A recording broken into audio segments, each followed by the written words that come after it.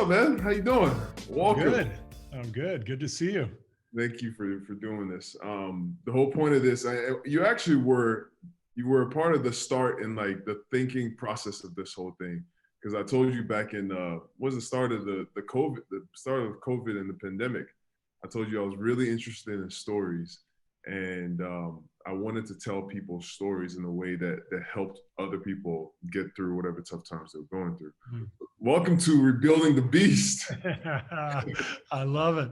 You're definitely, yeah, you're definitely that for sure. 8-time NBA champ, bro. Is that surreal? Yeah, it is. I mean,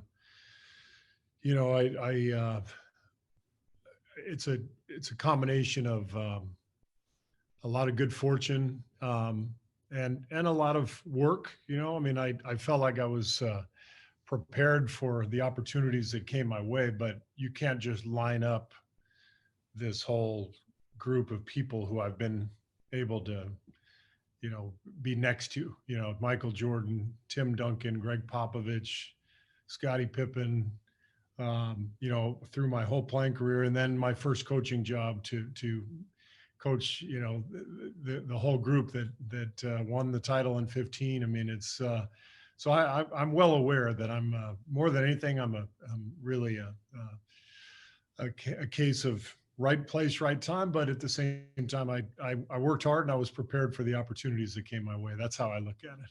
Yeah, no. So when people hear of success, they always think that greatness is this one thing, that it's this esoteric thing that happens that nobody else gets to experience.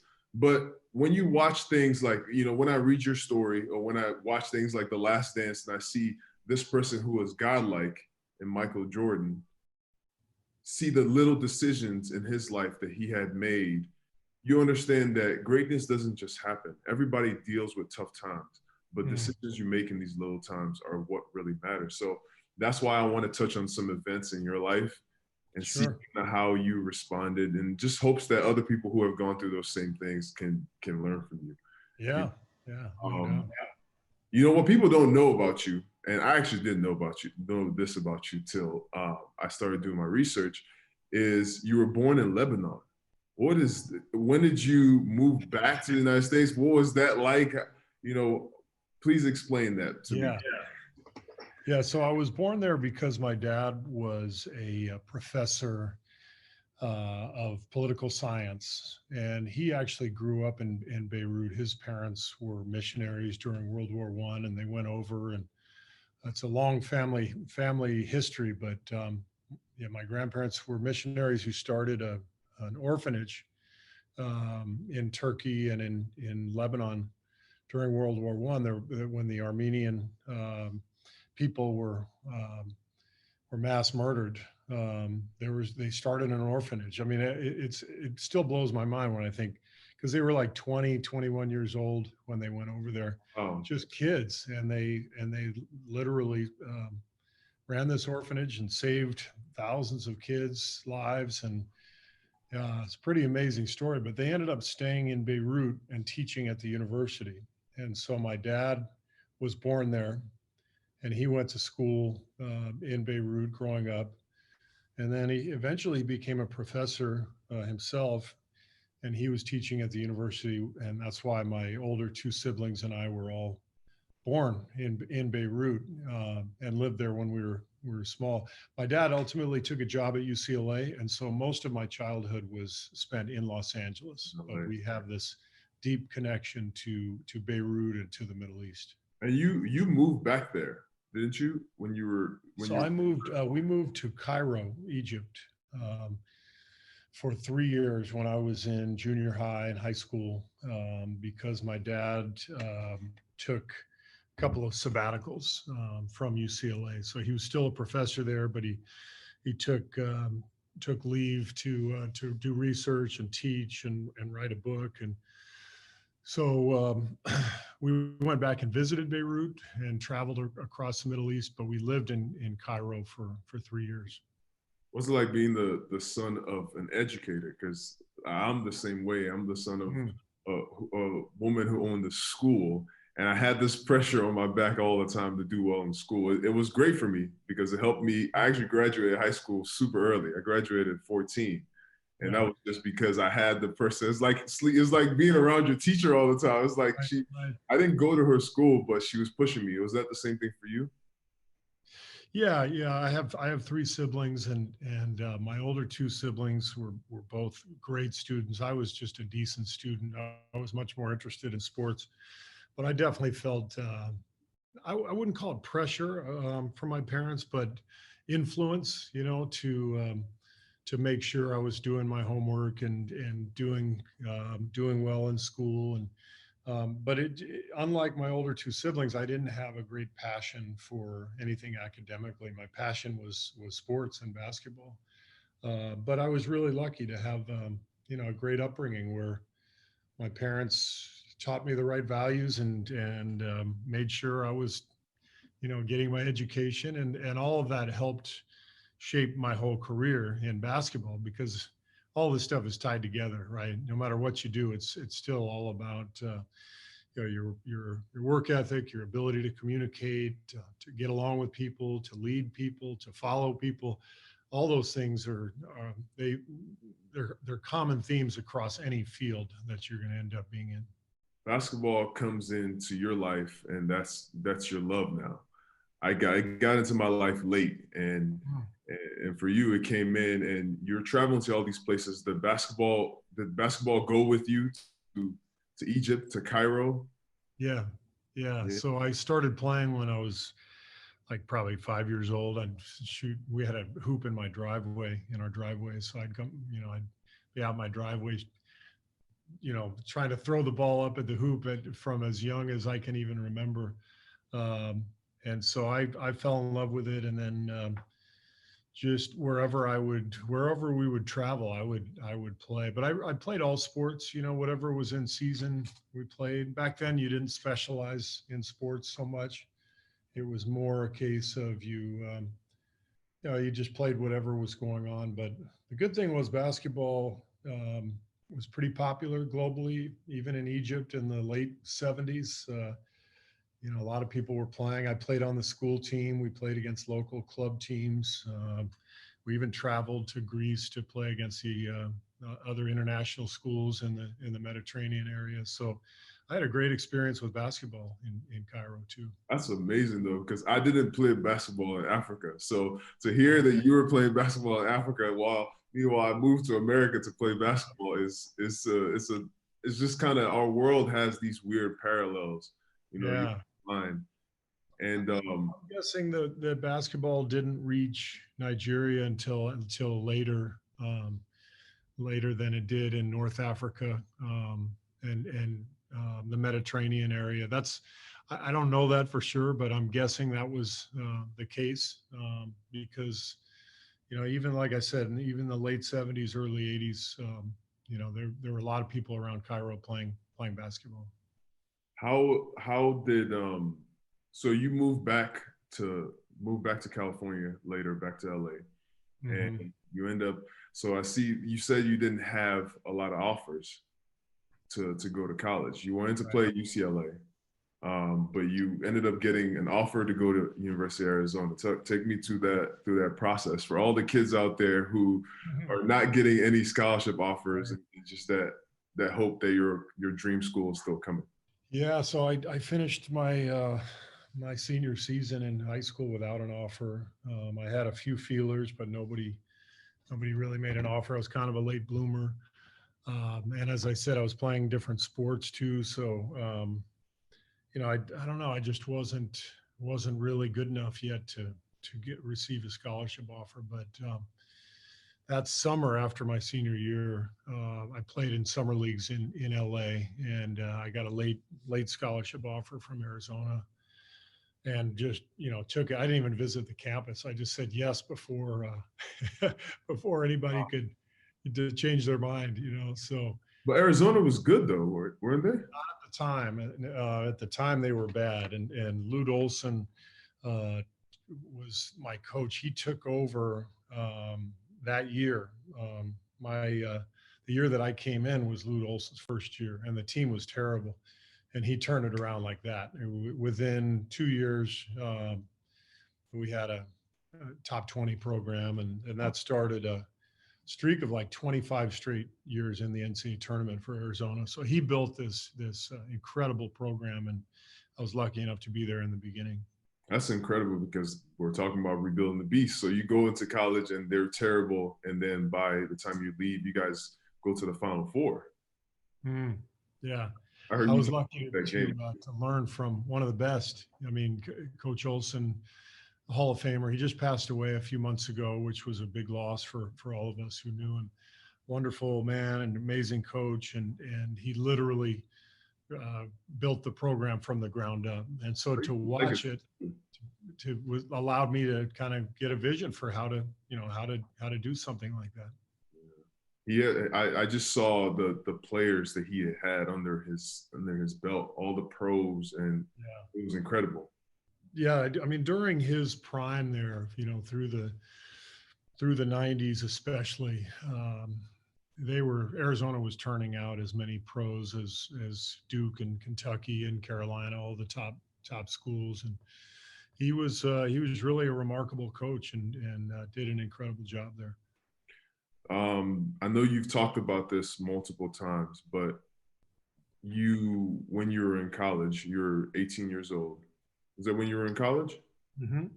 You get a call in the middle of the night, and you hear about your father. You lost your father. He was in Beirut, and it was a terrorist attack. Can you tell me a little bit about this? Yeah, so my dad had become the president of the American University in Beirut a couple of years prior. So I think it was my junior year in high school, and so he went to Beirut. He actually was interim president in the beginning. He was based in New York because there was some political turmoil there, and so he was based in New York when I was finishing up my high school senior season in Los Angeles. My mom and my younger brother and I stayed in LA, and he went to New York. And then when I went off to college, he and my mom and my younger brother went to Beirut to be on campus and to start their lives there. And there was, as there is now, there was political turmoil. There was an American military presence in Beirut around the same time. And there was a terrorist attack in October of '83, in which I want to say over 300 Marines were killed in a truck bomb. And it was a terrible, terrible act and devastating loss. And that was kind of right at the beginning of the current terrorism that you see in terms of Middle East and American involvement, and those late '70s, early '80s was when that dynamic really entered the picture, and so my dad became, at that time, he was one of the most prominent Americans in Beirut, and so even though he felt pretty safe on campus, and the American University of Beirut campus had always been a sanctuary away from political violence for the most part, he became a target, and so two gunmen walked into his office, and actually he got off an elevator and never saw what was coming, and two men were waiting for him outside his elevator and shot him and killed him. And obviously a devastating time for my family and me, and something I still think about every day. And it's hard to describe how you feel after something like that, but you just go on. You keep moving forward, and that's I don't know what other lesson there is other than just staying together with your family and helping each other. But you just, when stuff like that happens, you don't really have much choice but to just keep living, keep going forward. Yeah, I'm still, like, I know that feeling never goes away. My uncle was killed in Nigeria. Part of the reason why my family moved to America. My uncle was killed in the, I didn't know that. Wow.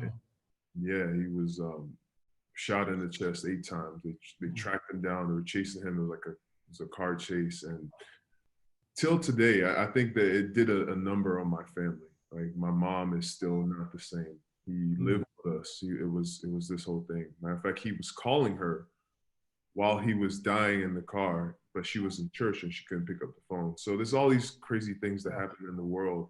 And I think loss is one of the things that nobody knows how to, because we all know that we're leaving Earth at some point, but we just don't, you never know when your time is going to come up, especially for a loved one. How do you focus more on basketball, and you say that all the time, but how did you avoid going over to the dark side? It's so easy for us. We can say, all right, screw this. I'm just going to start getting in trouble and not caring about anything. Right, right. I just think I had a, a really good life. I had so many things that I loved doing and so many things that I enjoyed. And I think my siblings and my mom all felt the same way. You know, we were very blessed. We had each other, and we had a very comfortable life, and you know, we weren't rich, but we didn't need anything, and we all had passion in life, with the various endeavors that we were taking on, and so the hard part really was carrying on with those things without having the support of my dad. And you know, because he loved watching me play basketball, and so you know, I loved playing and he loved watching me play. So you know, the natural thing for me to do was just go back out and play and enjoy the game, and enjoy my life as best I could. But knowing he wasn't part of it was really sad, and I think that's how we all felt. But we stuck together, and I'm very proud of my mom for rebuilding her life, and my siblings have all gone on and done really well and built families of their own, and so I'm very proud of them. And you know, I don't know what else you can do other than stick together and keep moving forward. It's especially when talking about basketball and your family not being there when you're playing. I know you said that your dad was also a big fan of UCLA, right? Yeah, yeah, Yeah. yeah. We grew up.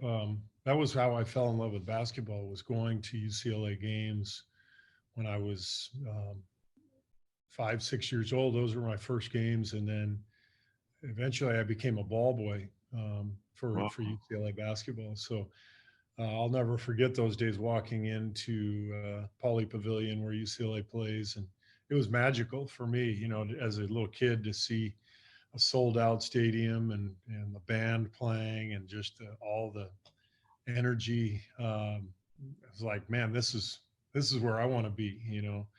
And so my dad was, given that he was a professor there, you know, he got a couple season tickets and took us, my brother and me, to games, and loved following sports himself. So we shared that bond. This kind of history that I hear people say all the time, it actually makes me feel a little jealous when people talk about being ball boys or growing up. You know, yeah, like Steph Curry grew up with a dad who was in the NBA. Everybody growing up playing AAU together. Like I missed a lot of this process, and Yeah. so I felt like it was a little different for me.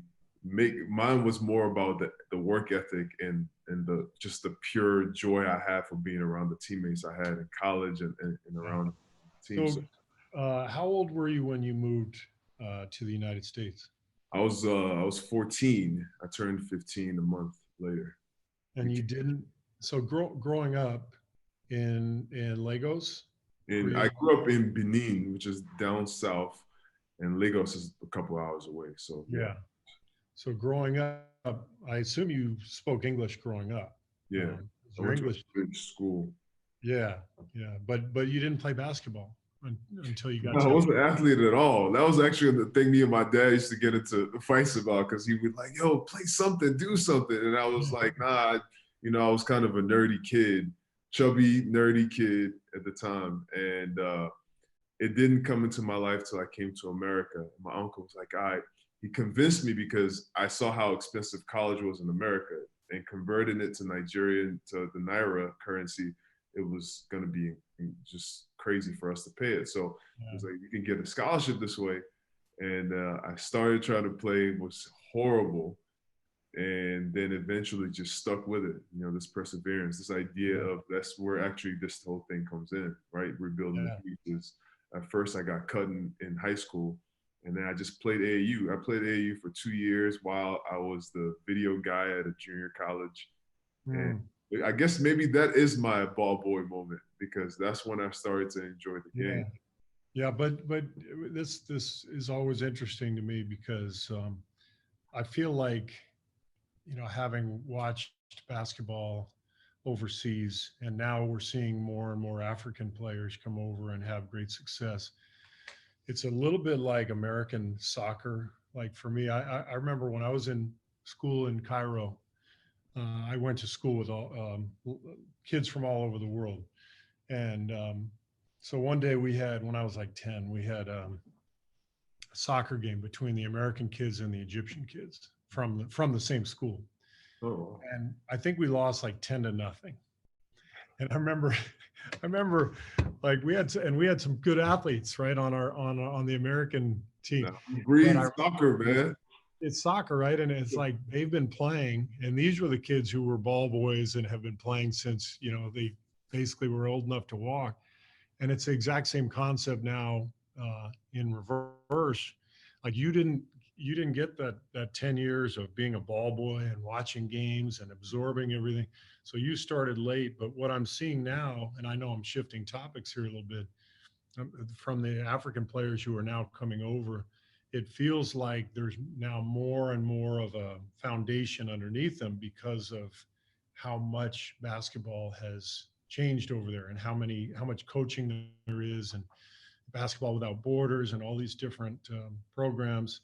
So it feels like my prediction would be like 20 years from now, we're going to have an incredible wealth of African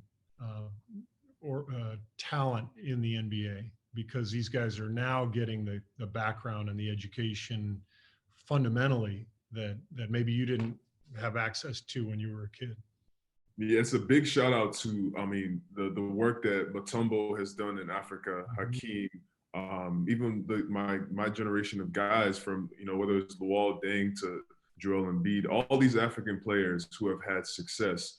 Granted, all the stories are kind of similar, right? We picked it up late, and we started to try to figure it out.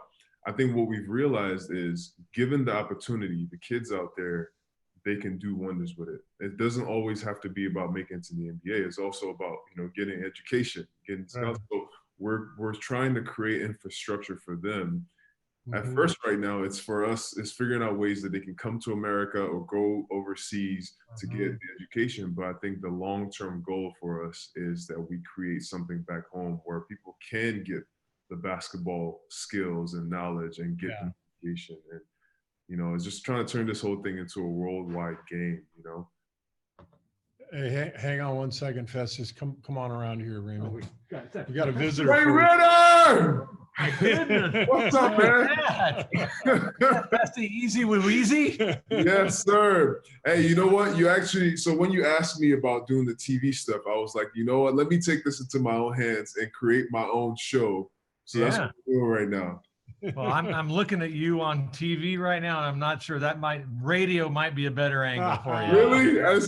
You know what, man? I will take whatever I can get right now, man. That's why I have pretty boy Steve Kerr over here to help me get the ratings up. Great stuff. All right, I won't interrupt you guys any longer. Great to see you. Likewise. Good to see you, bro. I'll give you a call, Raymond. Okay. You just let me know when you gotta go too, by the way. Raymond, I'm so used to Raymond interrupting.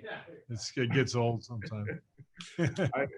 Okay, so tell me about this. Tell me about becoming a pro. Tell me about when does that shift happen? So you barely get a scholarship, but then you become a pro talent in college. So I was kind of a late bloomer, as I said, and so I got to college, and as a freshman, I was able to play, partly because the team wasn't very good. But I worked really hard, and I felt like I caught up quickly because, I had been playing other sports. And so I was a good athlete in terms of hand-eye coordination. The reason I didn't have a lot of scholarship offers is I just wasn't athletic from an explosive, speed standpoint. How many dunks did you get in college? What's that? How many dunks did you get in college? Zero. No, I could never jump. I was never fast, but I was good like hand-eye. So, I could play tennis or golf or baseball. All that, hitting a ball, all that stuff, making a shot. That stuff came very naturally. But the athleticism was not there. So I feel like my freshman year was like a really big process of getting in the weight room, working with the strength coach, adjusting to the speed of the game, so that by my sophomore year, I felt much more comfortable athletically. And then we got really good. Started getting really good players. Sean Elliott was player of the year my senior year, his junior year. I think he was the third pick in the draft. He was a superstar college player and led us to the Final Four. And so, through my 5 years, I redshirted 1 year with a knee injury. So over 5 years, I just was able to, the drill. Yeah. Yeah. I was just able to get a lot better. And then by the end of my senior year, I realized, I might actually have a shot to make the NBA. So it kind of, happened gradually. P.S. By the way, I'm making fun of him for not getting dunks, but he is okay. All right. The fact that you broke the record and you still hold the record for 3-point field goal percentage in the NBA, right? 3-point percentage, but I put a little asterisk next to it because I think Steph made more threes in 2 years than I made in 15 years. So right. What's happening now these days with guys like Steph and Clay, I mean, they're shooting 10, 12 threes a game. Back then, we only took 1 or 2 a game, and I was always wide open when I took one. The degree of difficulty that Steph and Clay have on their shots. So it's a different deal, but funny. What's funny is I was watching. So do you remember in The Last Dance, the scene where you guys are shooting it's like how we did when we shot for the fines. Mm-hmm. So you guys are shooting from, it's like extended wing three.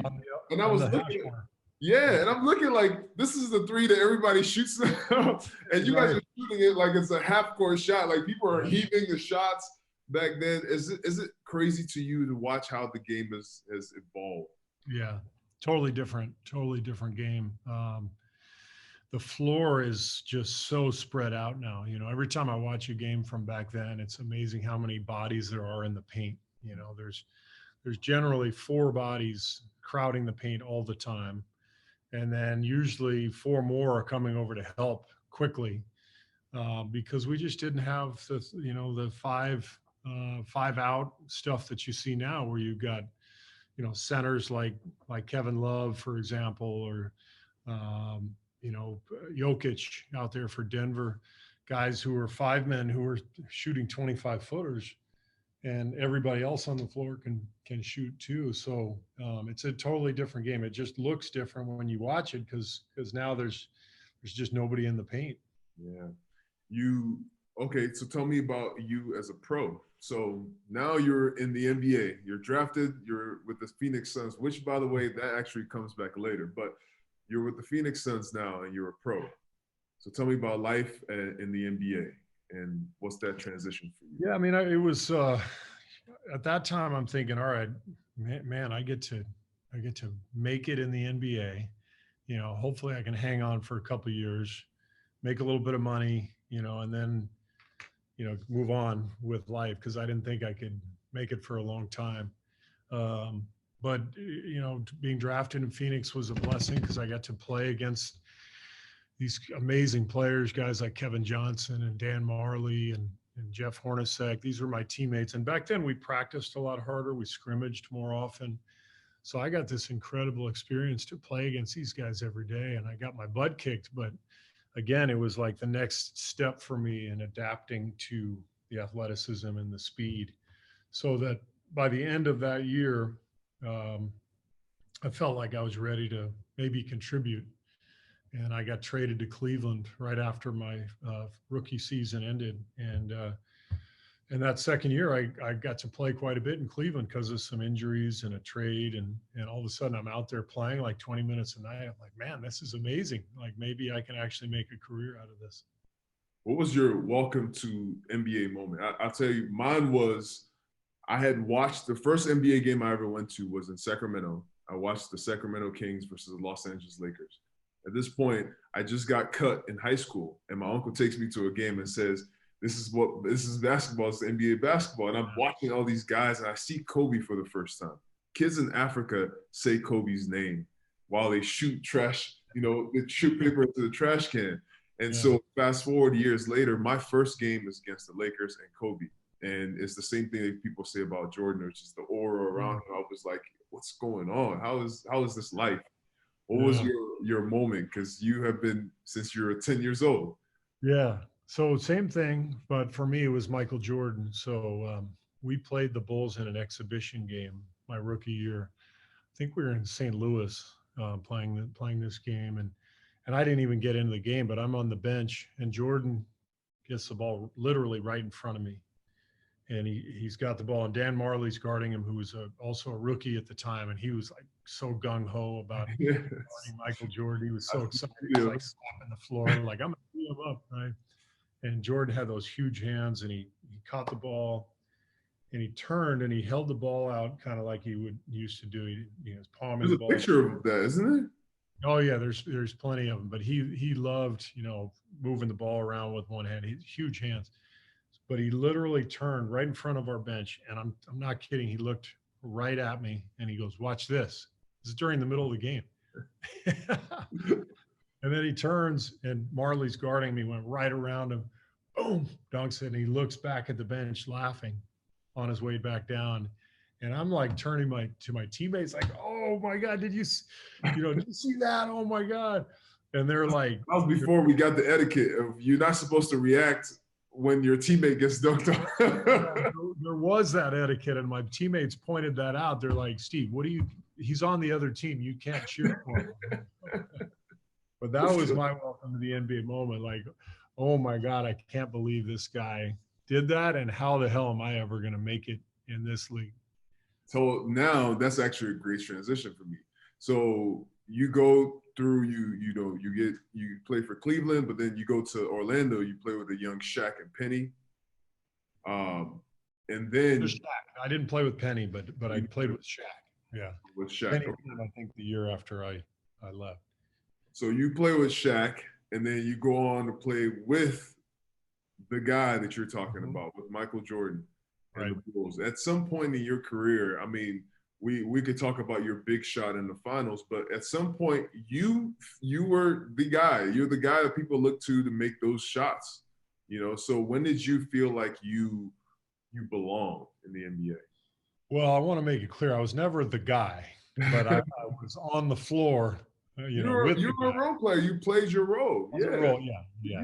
I got to a point where I played an important role on a great team in Chicago, and then just playing with Jordan was such a blessing. It was also the biggest challenge of my life because he didn't mess around, and he expected great things from everybody, and he put a lot of pressure on his teammates, and so. It took a lot of will and a lot of fortitude to be able to, kind of withstand some of his force that he played with and that he led with. And but the great thing about playing with him is that, he's so damn good. You're going to be open, you're going to be open for shots.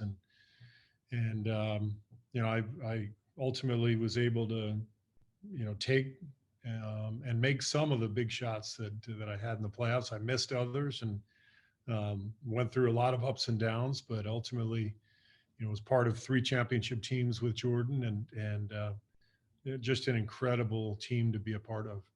So the feeling of not belonging, right? That's one thing that everybody experiences at some point, whether in a job and whatever situation. Like, do you have any tips that you learned from your own journey in learning how to overcome that feeling of, I don't know, it's like, man, what am I doing here? I don't belong with all these superstars, with all these people who are so good at what they do. Yeah, yeah. Well, it sounds simple, but keep going. Keep going, keep trying, keep pushing, and keep learning. You never stop learning in life. I believe that we learn until the day we die. And so for me, I had throughout my career so many moments of, oh my God, I don't know if I belong, questioning my abilities and lacking confidence. And the thing that really guided me though was I had passion and competitive desire to want to do it. And so I just worked at it, and I channeled all that energy into work. And so even though I had a lot of self-doubt, it didn't keep me from showing up and putting in the work every day and competing like crazy to try to achieve my goals. You ever have a moment though where it was really tough and things were low, maybe you had a bad game or something, and somebody put their arms around you, said something, whether it's kind or inspiring? Do you have any moment like that sticks out for you? I just, I played for 15 years, and I'm going to be honest, even all the way up to my last year, I just questioned whether I really belonged. I just felt like I was swimming upstream the whole time. But I think one of the reasons I love basketball, and probably why I was better suited playing basketball than like tennis or golf, or an individual sport.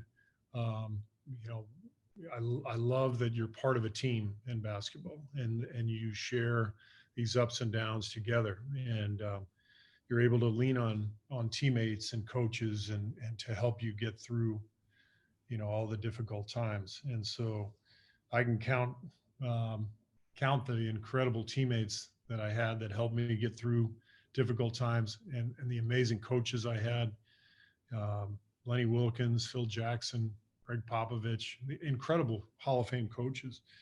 And that's kind of part of what being on a basketball team is about, is being part of a group and helping each other get through everything, and inspiring each other to work and achieve. It's great stuff. All right, so I want to play something for you. Okay. Okay. Can you tell me what you're thinking about when you watch this video?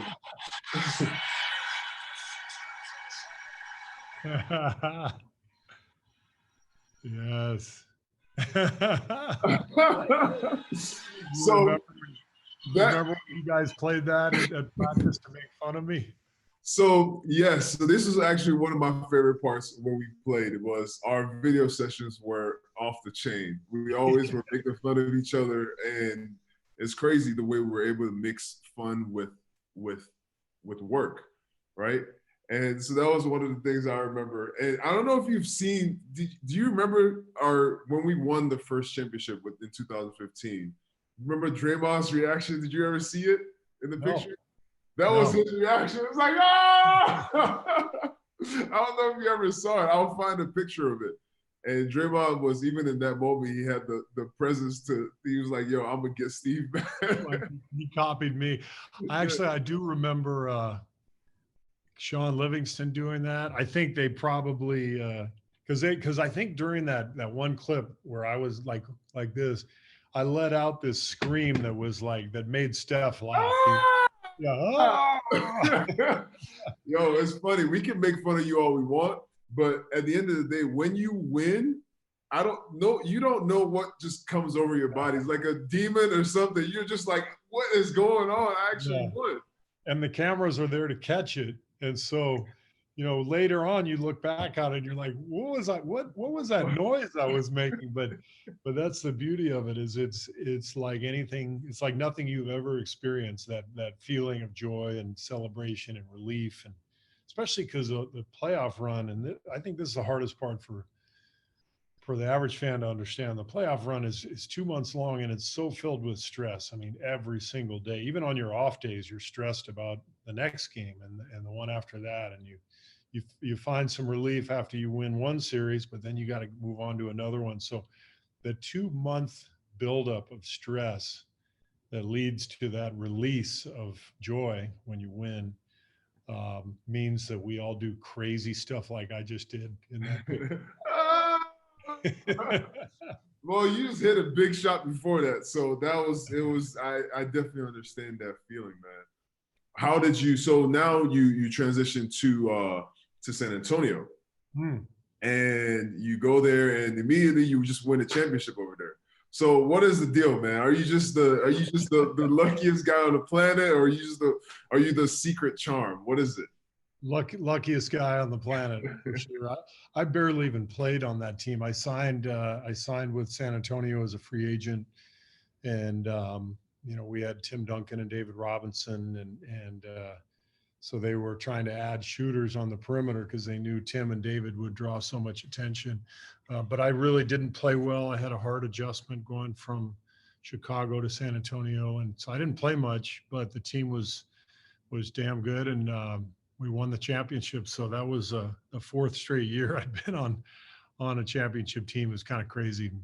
You win the fourth one, and then you went on to win the fifth one, and then you decided that that's when you were done. How do you that's one of the hardest things for any athlete, is to be like, okay, I know it's time to move on to the next thing.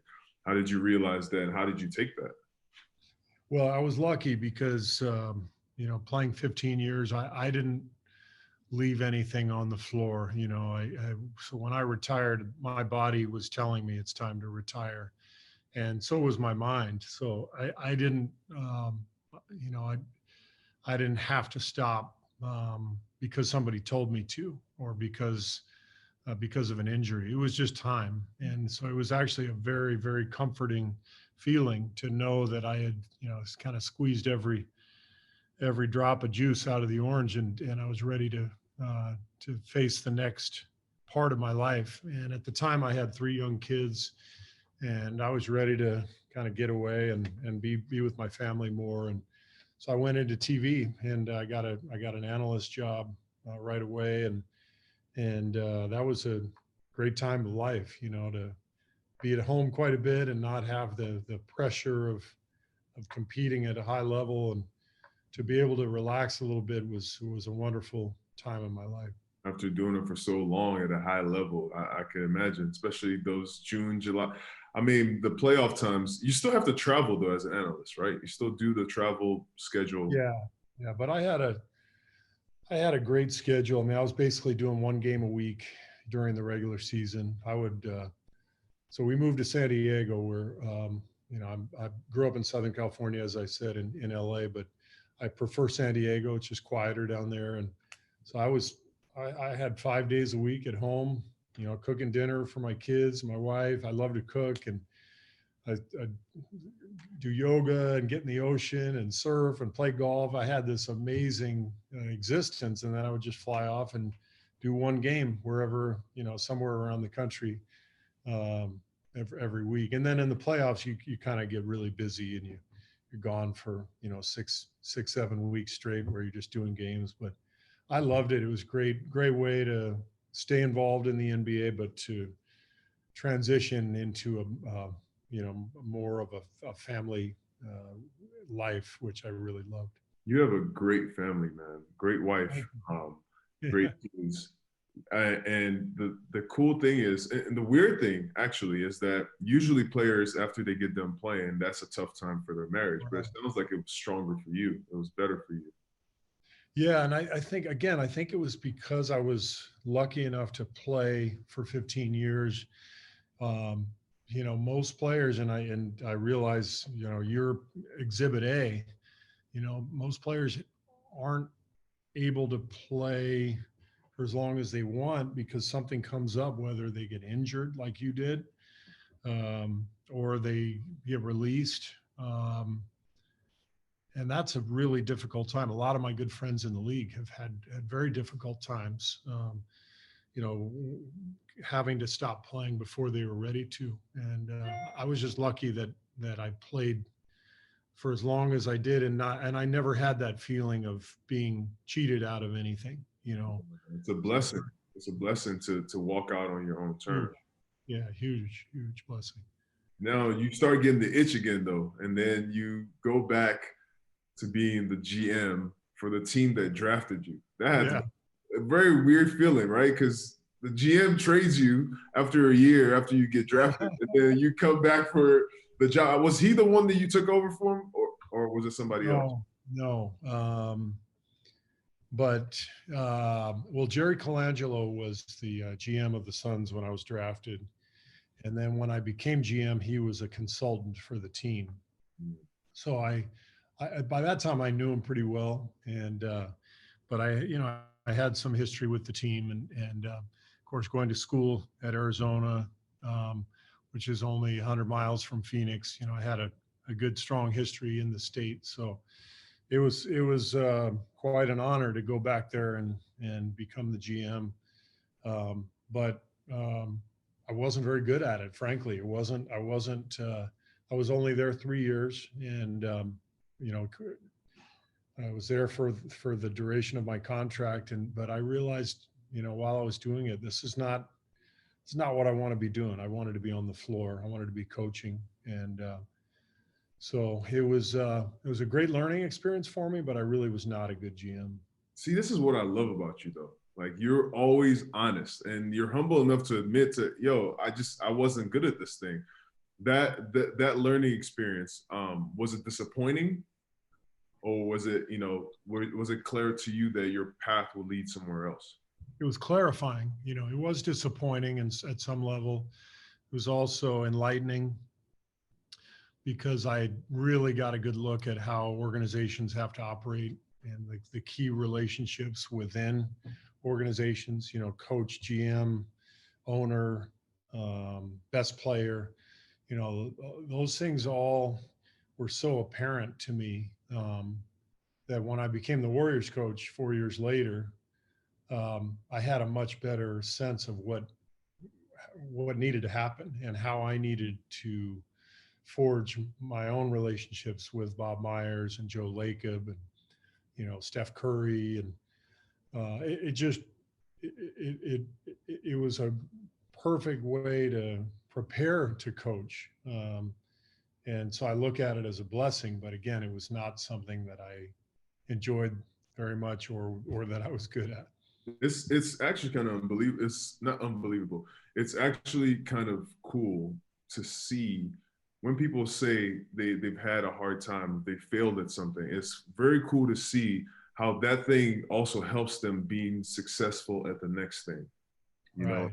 So hearing you say that about how the failure also helped you learn about how to relate with your GM and your coach. So funny story. So when you so Mark Jackson gets fired with the Warriors. This is in 2014, and you're coming on as the coach. And I don't think I'd ever met you before that. And I remember like other people who had interactions with you, whether it's other players or coaches, they would come up to me and they would ask, "Oh, so you guys getting a new coach? Oh, that's cool, man. Steve Kerr is a good guy." I was like, "Oh, yeah, okay." And the next person would come up like, "Oh, Steve Kerr, great guy." I'm like, "Okay." And then after a while, it's like the next person was like the janitor. "Oh, Steve Kerr, great guy." I'm like, "Yo, is he paying people to tell us that he's a good guy? What's going on?" But you know what? I got to be with you on the team, and I was like, man, they were right.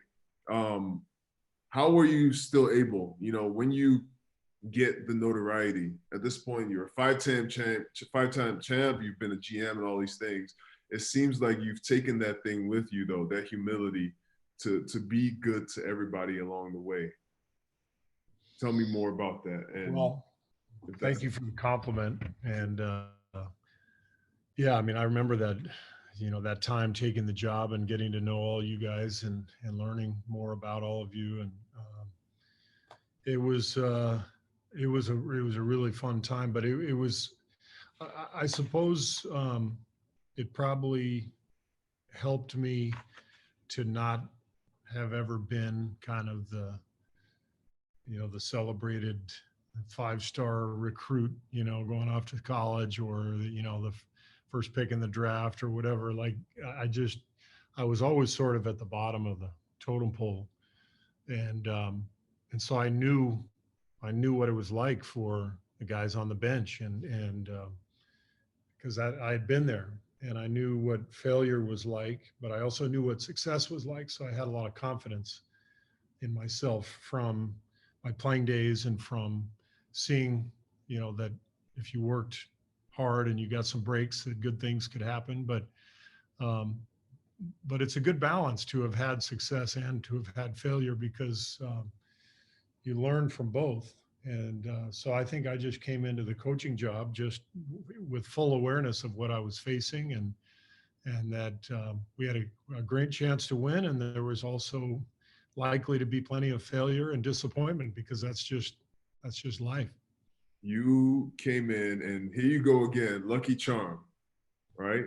You come into a situation, and nobody knows who's going to win, especially us as a young team. We were talented, yes, and we were promising, but nobody could have expected that we were going to win a championship. How did you transition? This is actually a conversation we had earlier in the year of who teaches you how to be a coach? Who do you lean on? You were under, or you played for some legendary coaches.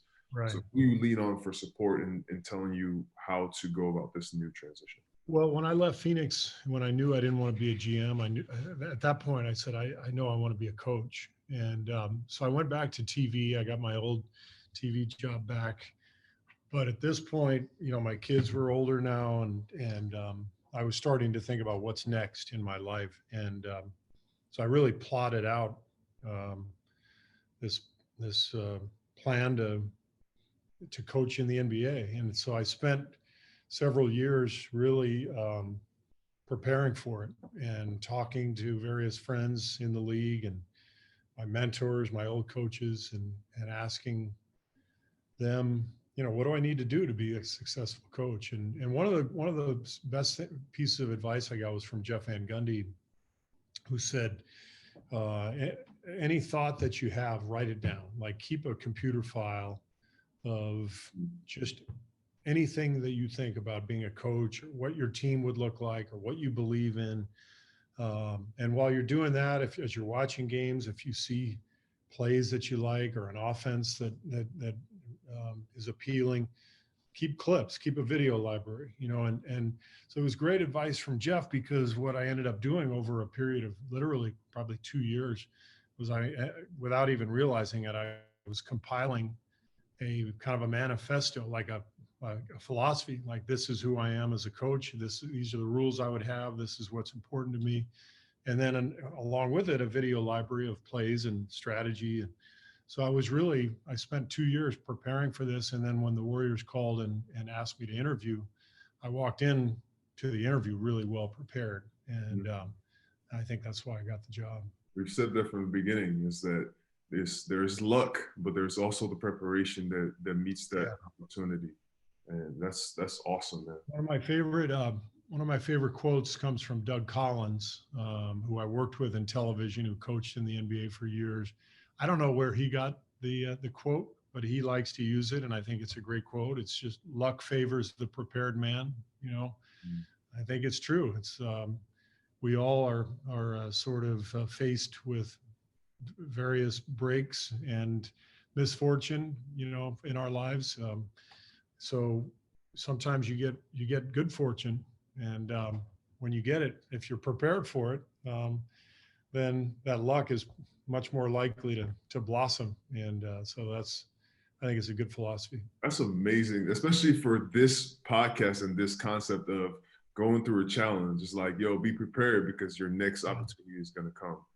And so we go through the year, we win a championship.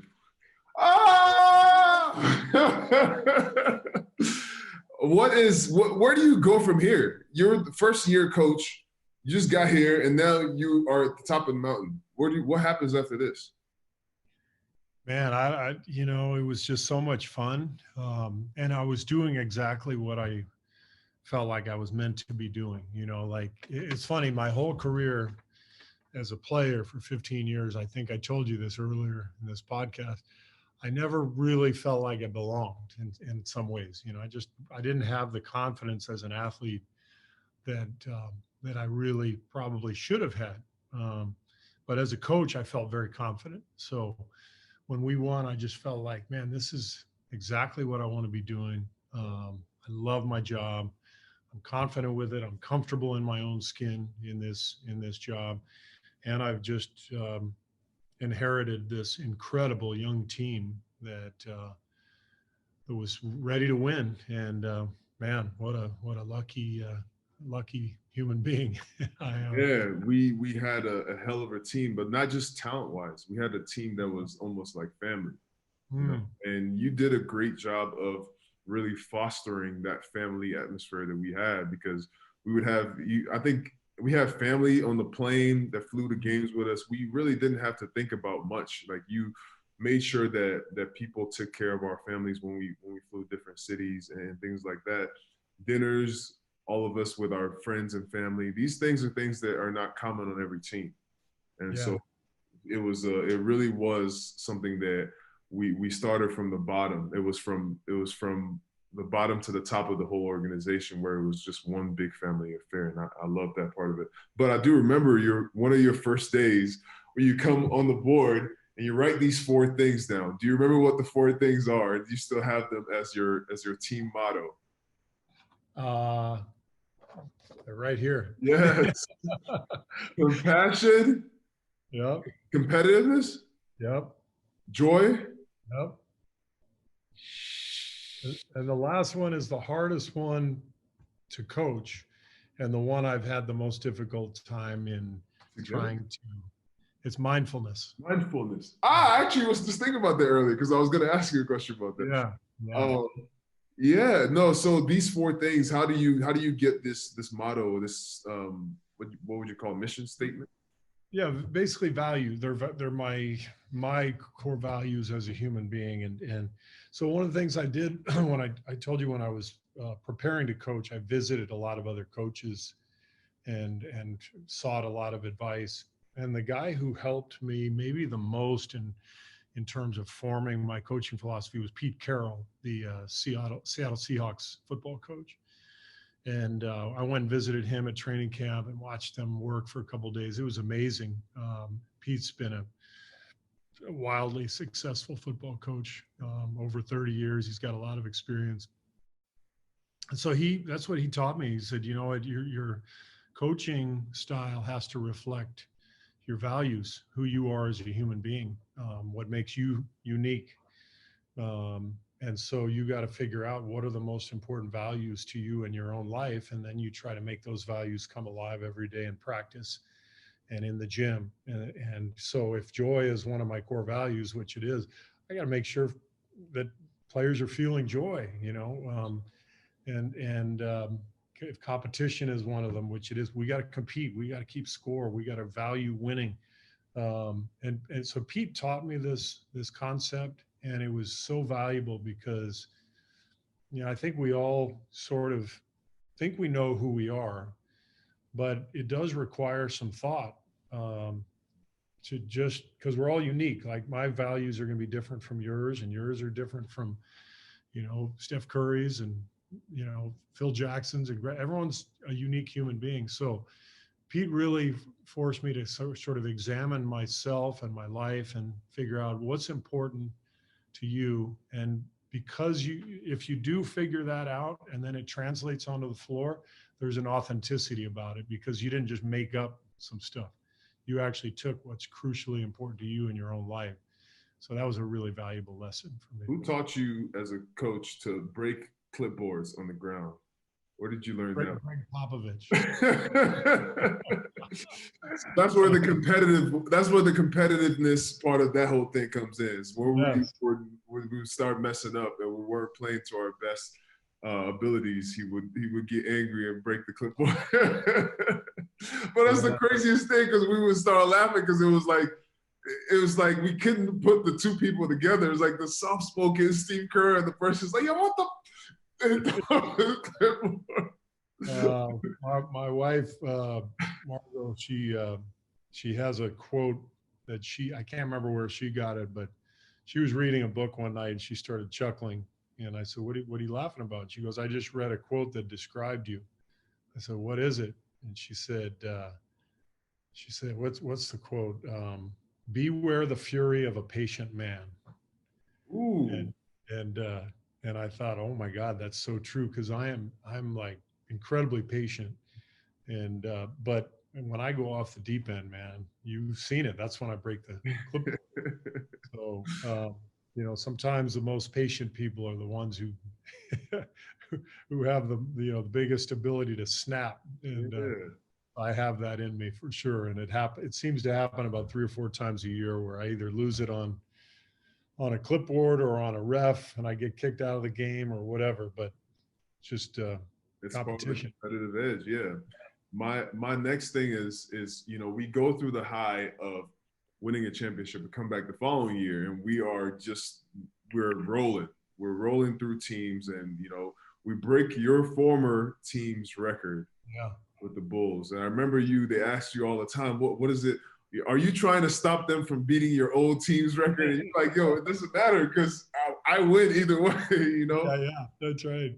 And so we go through that whole season and it's the most amazing thing because, I mean, we're turning into modern day rock stars because everything is like every practice is a lot of media everywhere. And it's like we're in the finals every game because people start expecting us to win.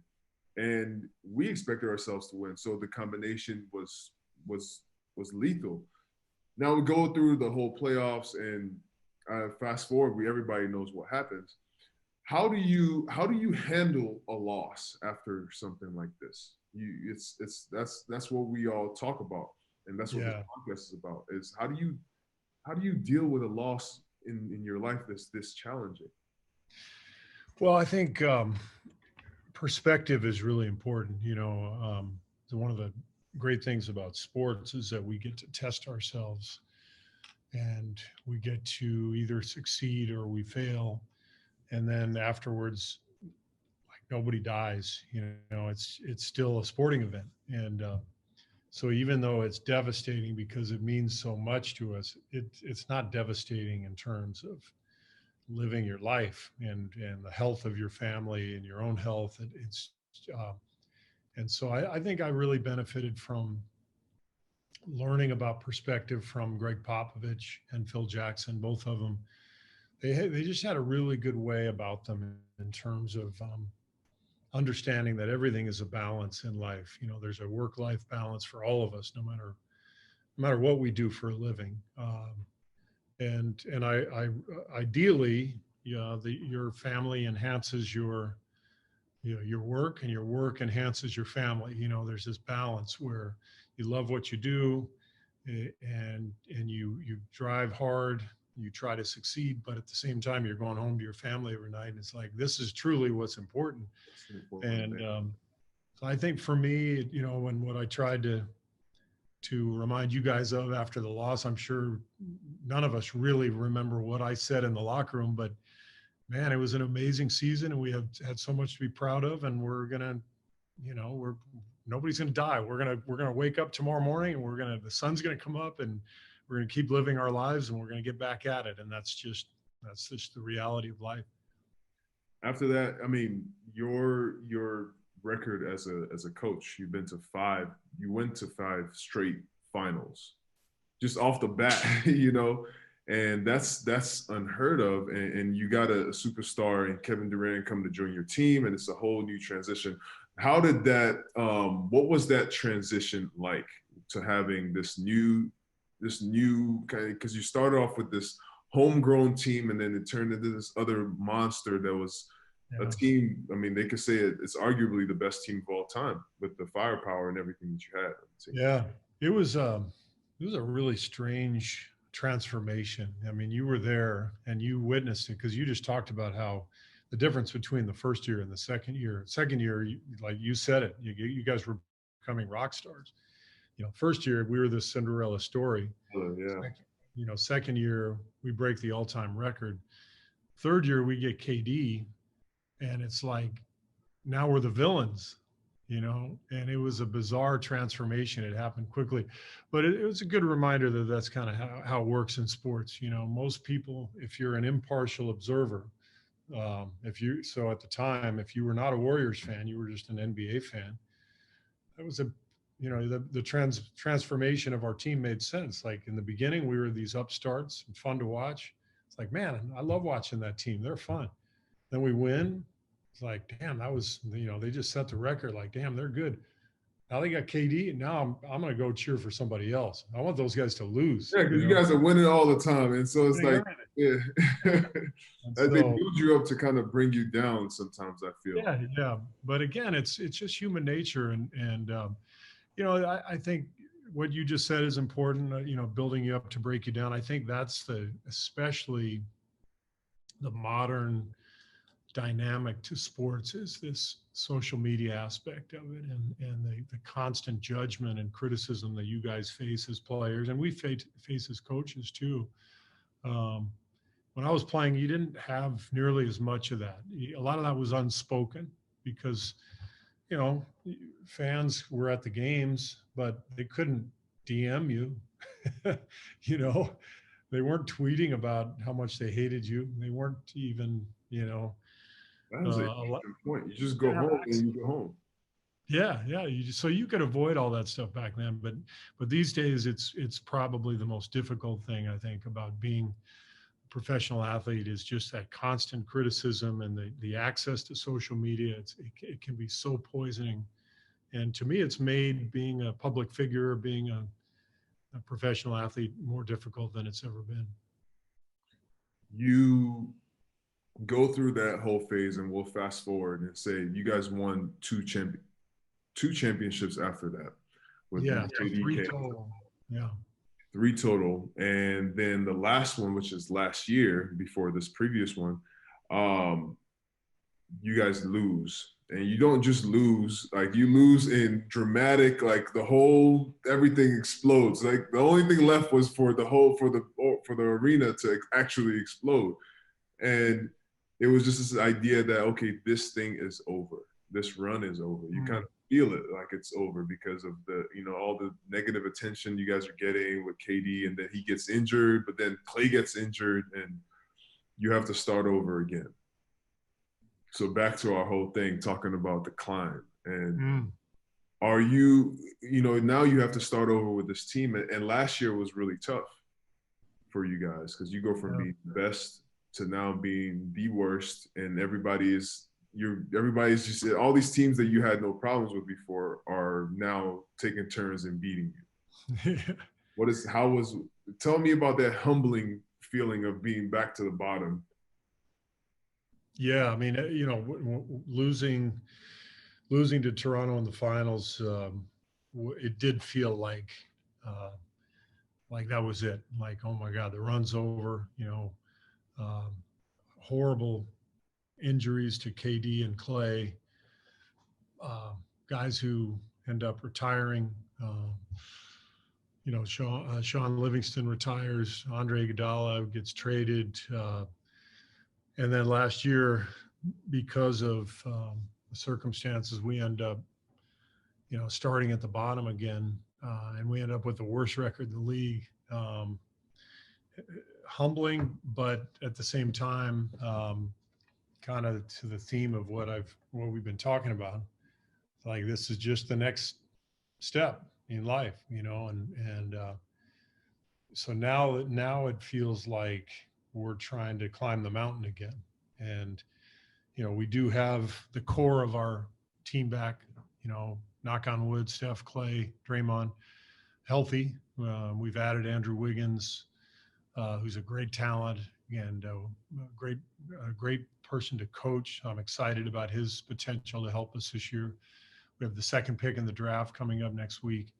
So we're back to climbing the mountain, and it's an exciting challenge. I think we're all ready to get started and try to get back to being a really good team again. What is your mindset as you face new challenges, you yourself personally? You're going into this new battle. It's like, is it bring it on? Is it let me see how good I can be? How How do you Yeah, face? it's bring it on. It's this been such a strange year for everybody because of the pandemic. So we haven't played a game since March, and by the time we play, our first game on December 22nd, apparently that's when it's going to start. It'll be more than 9 months since we played a basketball game. So I think more than anything, we're ready to compete and get back out there again. Yeah. Well, thank you, man. This whole thing, I'm sure that a lot of people will be able to learn from your journey, but it all goes back to that young kid with just a hoop and a dream. Right. All of a sudden, here you look back and you're 8-time champion. Now you're coach of the year in 2016. Yeah. 2016, and multiple championships as a player. Now you're on this team that's the best in the world. It's amazing to see this journey. I think it's important that people understand that. I saw this quote actually. It was talking about Jeff Bezos, and it was like, the chances of you becoming Jeff Bezos is like, it's minuscule. Like, don't even try to become Jeff Bezos. But at the same time, the chances of Jeff Bezos becoming Jeff Bezos were so small that it doesn't matter. So please go conquer your dreams and chase your passion. So thank you for sharing your journey with me, man. This is awesome. Well, thank you, Festus. I really enjoyed it. And I want to say too, how much I admire you, because you've faced the injury challenge that you have over the last few years, and the fact that you're continuing to fight and trying to get back out on the floor is really inspiring. And it's been heartbreaking for me to watch you from afar, because I know how much you want to be back out there, and you're too young, for this to be going on. So I'm inspired by your battle, and I want to wish you well going forward, and I can't wait to see you back out on the court. Thank you, man. Thank you. I appreciate that. It means a lot. It's very inspiring.